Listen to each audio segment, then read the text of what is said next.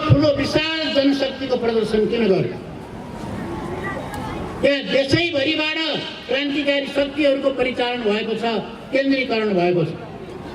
तपाईहरुलाई थाहा छँदैछ, हजारौं क्रान्तिकारी जनसमुदायहरू यहाँ उपस्थित हुनुभएको छ। यो कति आवश्यक थियो यो प्रश्न पनि उठेको छ। र म के भन्न चाहन्छु भने हामीले केवल देशभक्त जनगणतान्त्रिक मोर्चा नेपालको राष्ट्रिय सम्मेलनको लागि मात्रै हुन्थ्यो भने सायद हामीले अलि सानै कार्यक्रम गरे पनि हुन्थ्यो। तर योसँग अरू विषयहरू जोडिएका छन्। हामीले यो कार्यक्रम किन यति भव्यताका साथ गर्न चाह्यौं त्यसका अन्य कारणहरू पनि छन्। अन्य कारणहरूमध्ये एउटा यो 29औं संयुक्त जनआन्दोलन दिवस हो। हामीले 2046 सालमा पहिलोपल्ट नेपालमा राजतन्त्र भएकै बेलामा राजतन्त्रको विकल्पको रूपमा हामीले गणतन्त्रलाई अगाडि सारेका थियौँ। आजै के घोषणा गर्न चाहन्छौँ भने हामीले विकल्प व्यवस्थाको विकल्प दिएको दिन, संविधानको विकल्प दिएको दिनलाई पारेर आज हामी संघीय जनगणतन्त्र आवश्यक छ, संघीय जनगणतन्त्रको लागि सङ्घर्ष गरौँ। अब नेपालको सङ्घर्ष संघीय जनगणतन्त्रको लागि भन्ने नारा र विकल्प दिनको निम्ति हामीले यसको आयोजना गरेका। आज हामी यही मञ्चबाट के भन्न चाहन्छौँ भने प्रदर्शन गर्नुहोस् भन्ने उहाँहरूको चाहना।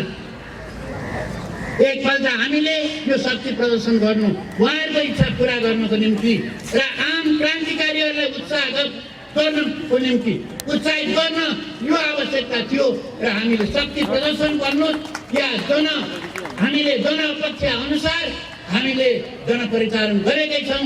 र यसमा म के भन्न चाहन्छु भने हामीले हाम्रा हजारौं आकांक्षीहरू, हामीलाई समर्थन गर्नेहरूको मलाई लाग्छ अब हामीले उहाँहरूको इच्छालाई हामीले पुरा गरेका छौँ। र म यसको निम्ति एउटा गर्वको पनि यतिखेर म अनुभूति गरिरहेको छु। अहिले यतिखेर भन्नुहुन्छ भने देशको स्थिति भयावह छ र विकराल अवस्था छ। यहाँ देशको राष्ट्रिय स्वाधीनता जोगिन्छ कि जोगिँदैन भन्ने प्रश्न गम्भीर रूपले उठ्ने गरेको छ। म एकछिनपछि त्यो विषयमा थोरै कुराहरू राख्छु।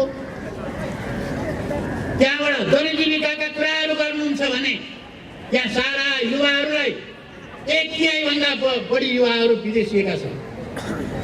अब यहाँ बस्नेहरू बुढाबुढी र केटाकेटीदेखि बाहेक युवाहरू यहाँ छँदै छैन। सारा नेपाली युवाहरूलाई बिक्री गरिएको छ। सरकारले केही कामै धन्दै गरेको छ, एउटा मन्त्री नै त्यसको निम्ति भर्ती गरिदिएको छ। यहाँ जनजीविकाका समस्या गम्भीर छन् र जनतन्त्रको समस्या पनि गम्भीर छ। देश विकराल अवस्थामा गइरहेको छ। त्यसकारण यो विकराल अवस्थामा गइरहेको देशलाई ठिक ठाउँमा ल्याउनको निम्ति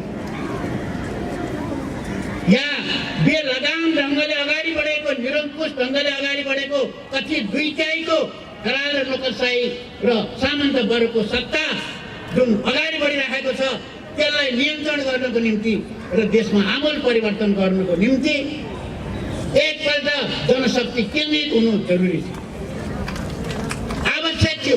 तपाईँ हामीहरू एकपल्ट हाम्रो शक्ति एकपल्ट केन्द्रित गरेर देखाइदिनु हामीलाई आवश्यक थियो। त्यसकारण चाहिँ हामीले यो कार्यक्रमको आयोजना गर्यौँ। र अहिले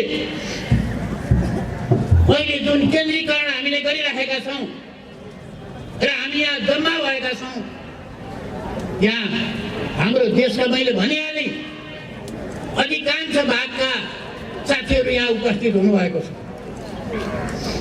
यहाँ डडेलधुरा, सुदूरपश्चिमको डडेलधुरा र दार्चुलादेखि सुदूर पूर्वको 5 झापाका साथीहरू यहाँ उपस्थित हुनुहुन्छ।